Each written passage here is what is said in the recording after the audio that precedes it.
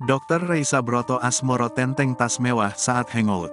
Dr. Reisa Broto Asmoro ternyata juga gemar menggunakan barang mewah. Terbaru, ia kedapatan menenteng tas Chanel seharga 65 juta rupiah saat hangout bersama teman-temannya.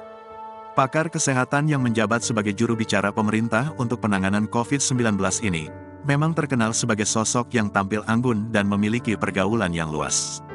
Potret Reisa menggunakan tas Chanel ini dibagikan langsung di Instagram Story-nya, Jumat, tanggal 13 Januari tahun 2023. Terlihat ia bersama 4 teman perempuan lainnya, menenteng sebuah tas tangan berwarna biru, dengan rantai sebagai talinya cukup menarik perhatian.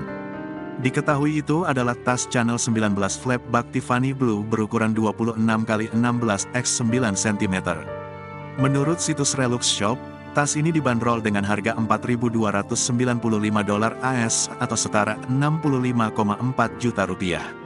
Tas Chanel ini memiliki tampilan klasik, meski berwarna biru muda, tapi tetap menampilkan aksen huruf C khas Chanel di bagian tengahnya.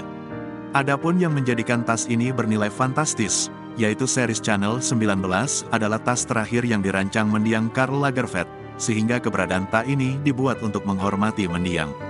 Sehingga tas ini kembali diluncurkan pada Maret tahun 2019, sebagai bagian dari Fall Winter 2019 Collection.